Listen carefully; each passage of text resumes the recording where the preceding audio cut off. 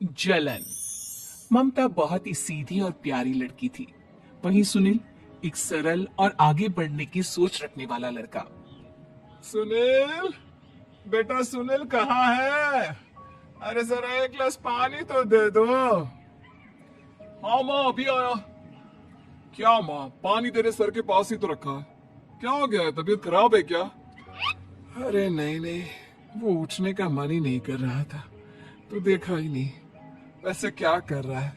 यहाँ बैठना मेरे पास। माँ पढ़ रहा था। वो कहना नौकरी में तो वक्त नहीं मिलता, अब ऑफिस से घर आकर ही तो वक्त मिलता है। अच्छा अच्छा ठीक है, पढ़ ले जा बेटा। सुनील पढ़ लिख कर और आगे बढ़ना चाहता था, लेकिन माँ की तबीयत खराब देखकर सोचता है कि शादी ही कर ले। कब तक माँ का ख्याल वो अकेले रख पाएगा? तो एक दिन। माँ, ये ममता है, मैंने इससे शादी कर ली है। तुम्हारी तबीयत भी ठीक नहीं रहती तो मैंने सोचा शादी कर लेता हूँ। घर संभालने वाली और तुम्हें संभालने वाली कोई आ जाएगी तो अच्छा रहेगा। माँ अचानक से सामने बहू देखकर हैरान रह जाती है। बेटा, ये क्या बात होती है? न बैंड, न बाजा, न दहेज, न शगुन, ऐसा कैसे बहू आ गई? माँ तू तो जानती है, मैं नौकरी के साथ पढ़ाई कर रहा हूँ तो कहाँ से इतना पैसा बचा पाता कि धूमधाम से शादी करता। वैसे भी माँ, लोग तो आकर खाकर निकल जाएंगे, इसलिए बस वैसे ही। माँ जी, मैं आपका ख्याल रखूंगी। वैसे भी ये आगे की पढ़ाई कर रहे हैं, अच्छा कुछ कर गए तो सबके दिन फिर से अच्छे आ जाएंगे। सास को ममता की बात ठीक तो लगती है, लेकिन मन में कहीं ना कहीं लगता है कि कहीं बहू बेटे को लेकर फिर ना हो जाए और फिर तो वो रह जाएगी अकेली। बेटा देख, मेरा जो कुछ भी है वो सुनील ही है, और सुनील का भी अब इस दुनिया में मैं ही हूँ और कोई नहीं। क्या सुनील? बिल्कुल माँ, लेकिन आज से ममता भी मेरे जीवन का अहम हिस्सा है, जैसे तू है। सास को बड़ा बुरा लगता है कि उसकी सल्तनत में कोई और हिस्सेदार कैसे हो सकता है।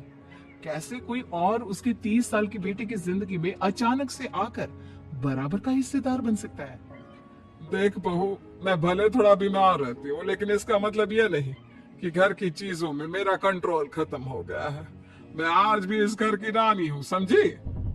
बेटा सोचता है कि ये माँ को अचानक से क्या हो गया।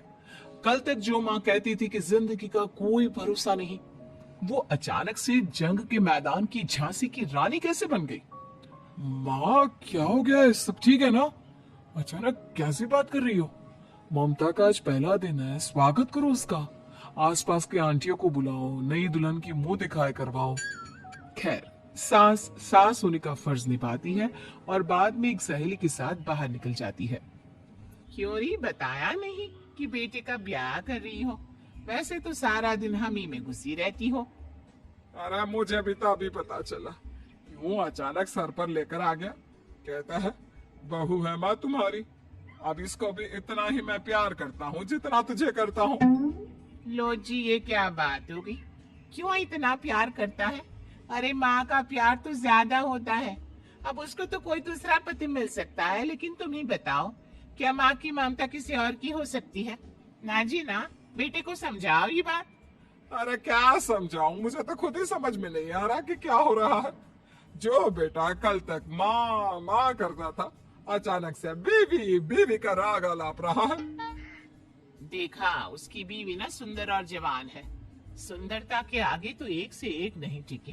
तो तेरा बेटा किस खेत की मूली है? सास को भी समझ में आ जाता है कि बहू की सुंदरता के आगे माँ का प्यार किसी काम का नहीं। उधर बीवी, ए जी, अम्मा जी सहेलियों को छोड़ने गई थी, अभी तक आई नहीं। हम देख आए क्या? अरे रहने दो ना, आ जाएंगी। कहाँ जाएगी, उनकी आदत है। एक बार जाती है तो पूरी पंचायत खत्म करके ही आती है।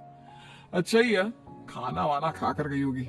छोड़ो ना, घूमेगी तो खाना पचेगा, नहीं तो ऐसे ही खाट पकड़ लेगी। बहू भी शांत हो जाती है। उधर सास सोचती है कि आज थोड़ा देर से ही घर जाती हूँ। जब बेटा परेशान होकर ढूंढेगा तब मजा आएगा। बीवी को खुद ही पता चल जाएगा कि माँ के आगे उसकी दाल नहीं गलेगी। लेकिन वहीं दूसरी ओर घर पर, ए जी, माँ जी अभी भी नहीं आई। हमको तो घबराहट हो रही है कि क्या करे। जाकर पता करे किसी के घर। अच्छा, कहाँ जाओगी ये भी बता दो। पहला दिन है तुम्हारा इस घर में और एक ही दिन में मोहल्ला छानोगी क्या? हाँ तो आप भी तो नहीं जा रहे हैं ना, हमको फिक्र हो रही है। अरे यार, ये रोज का है अम्मा का, खाओ और सो जाओ। बस फिर क्या था, बेटा बहू खाना खाते हैं और कमरे में सोने चले जाते हैं। उधर जब सास को कोई देखने नहीं आता तो वो हार कर घर आ जाती है, जहां वो देखती है कि सारे घर की लाइट्स बंद है। सास को गुस्सा आता है। बहू, ममता बहू कहाँ हो? लेकिन सारे दिन की थकी बहू को ऐसी नींद आती है जैसे किसी ने भांग की गोली खिला दी हो। वो तो नहीं उठती। उठकर आ जाता है बेटा। क्या बात है अम्मा, काहे चिल्ला रही हो? अरे सो जाओ ना, सुबह की थकी है बहू, वो सो रही है। जोर से बोलोगी तो नींद खुल जाएगी उसकी। माँ को गुस्सा आ जाता है। फिलहाल तो सो जाती है, लेकिन मन ही मन ढेर सारा जहर बहू के लिए भरा होता है। सुबह बहू चाय बना रही होती है कि सास धीरे से गैस तेज कर देती है, जिससे चाय का बर्तन जल जाता है। और जैसे ही बहू चाय का बर्तन उठाती है, उसका हाथ जल जाता है। मेरा हाथ जल गया। वो जोर जोर से चिल्लाकर इधर उधर भागती है कि सास थोड़ी देर में उसके हाथ में पानी डाल देती है। हाय रे बहू, क्या कर रही हो? पहली बार रसोई छुई हो क्या? सासू माँ गलती से गैस तेज रह गई थी और बर्तन जल गया, जिससे मेरा हाथ जल गया। हाय रे, कितना गंदा दाग। छी छी छी छी, मुझे तो उल्टी आ रही है तेरा गला हुआ मांस देखकर। तू ना मुझे अभी साथ से खाना मत लगाना। बहू भी खुद का हाथ देखती है तो उसे भी रोना आ जाता है। कुछ दिनों के बाद सास की सहेली आती है, बहू चाय बनाकर लाती है। उसके जाने के बाद सहेली कहती है, बहू की सुंदरता ऐसी है कि कोई भी दीवाना हो जाए। वैसे तेरे बेटे का क्या हाल है? अरे वैसा ही है, बहू के पीछे लट्टू। क्या करूं, कुछ समझ में नहीं आ रहा। मैंने तो बहू की चेहरे पर दिवाली के पटाखे की चक्री फेंक दी, उसका पूरा चेहरा जल गया। अब देखो ना रही सुंदरता, और ना ही अब मेरा बेटा उसे पूछता है। अरे अब तो वो उसे छोड़कर दूसरे भी देखने को बोल गया है मुझे। बहू सारी बात सुन रही होती है। आंटी एक बात बताइए, क्या भरोसा है कि दूसरी सही आए और आपके अनुसार रहे? देखिए आंटी, मेरी सासू माँ को गलत बात सिखाने की जरूरत नहीं है। हमारा परिवार साथ में खुशी से रह रहा है। देख बहू, मेरी सहेली की बेइज्जती ना कर, वही अच्छा रहेगा तेरे लिए, समझे?